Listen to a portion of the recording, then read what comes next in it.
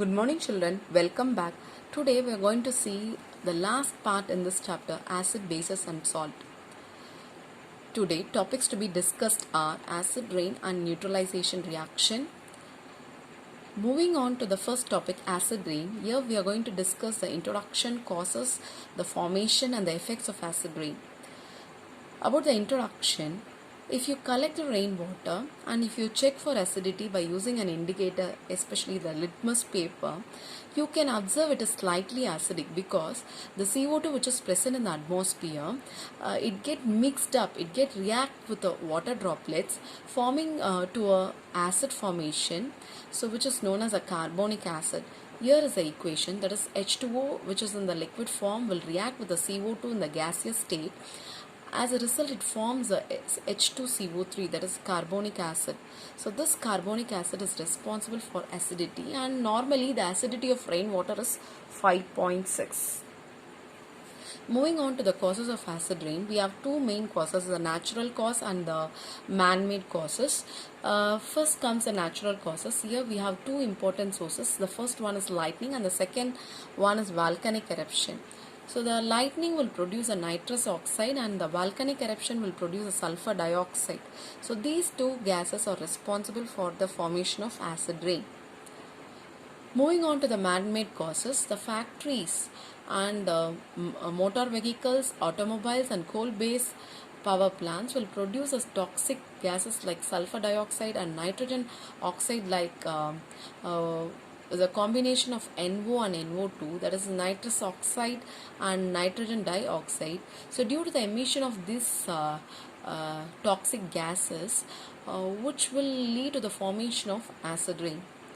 So about the mechanism of acid rain formation, as a result of emission of this gases like SO2, NO2 and CO2 which is normally present, so these gases will mix with the water droplets which leads to the formation of respective acid like SO2 will produce a sulfuric acid, NO2 will produce a nitric acid and CO2 which is normally present in the atmosphere will produce a carbonic acid.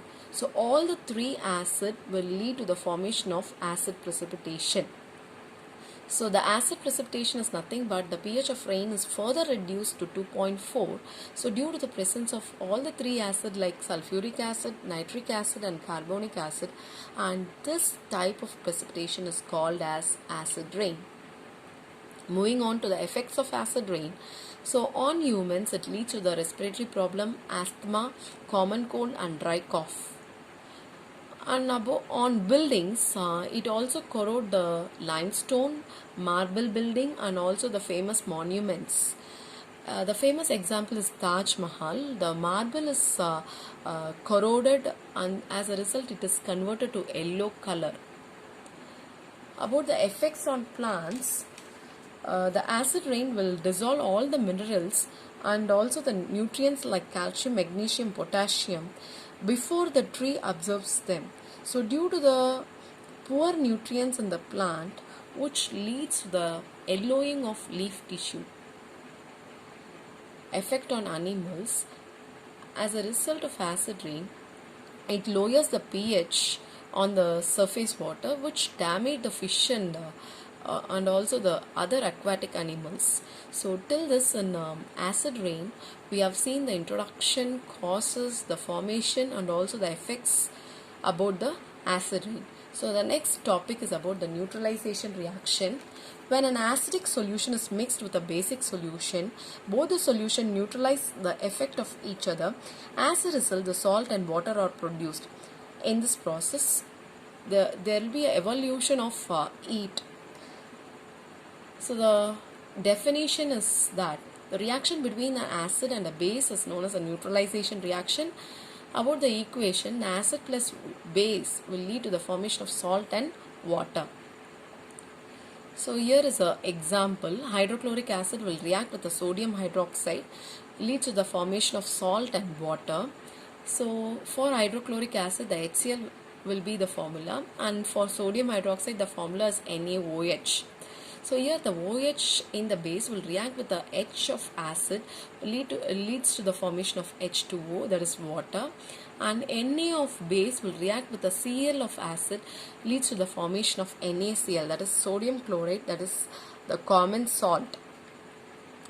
Moving on to the activity, the aim of the activity is to check the neutralization reaction between an acid and a base using an indicator.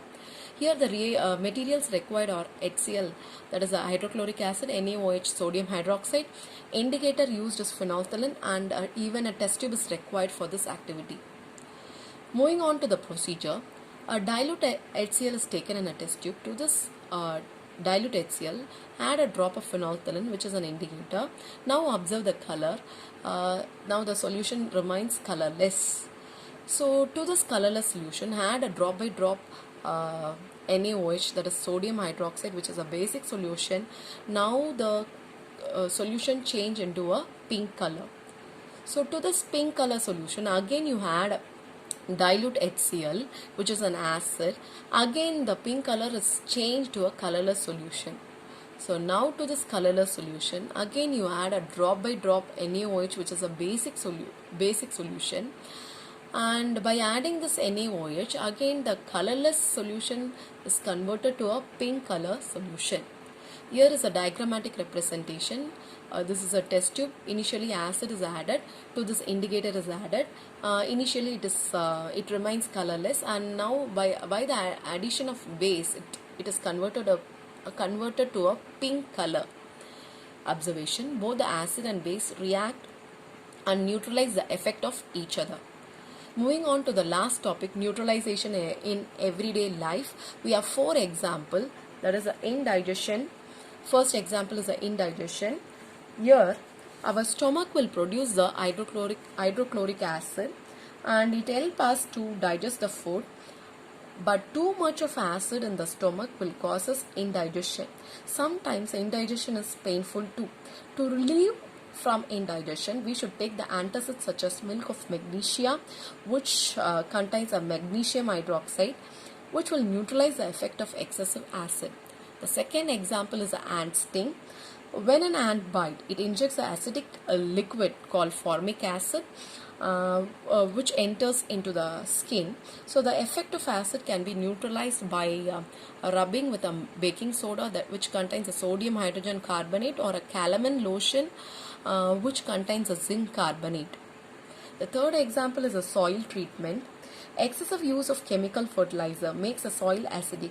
Plants do not grow well when the soil is either too acidic or too basic. So when the soil is acidic, it should be treated with a quick lime, which is nothing but a calcium oxide, or a slaked lime, which is a calcium hydroxide. If the soil is basic, the organic matter is added. So this organic matter releases the acid, which neutralizes the basic nature of a soil. The fourth example is a factory waste. So here the waste of many factories contains acid, and if they are allowed into the water bodies, the acid will kill the fish and other organisms. So to avoid this, it should be neutralized by adding a basic substance. So in the neutralization reaction, we have seen the exact definition, the equation, the example, the activity, and 4 example in which is used in everyday life. Coming to the general instruction, view all the videos and read the NCERT book regularly. Follow the classwork notes and write it very neatly. Practice and revise the worksheets. Hope you understood, children. Thank you.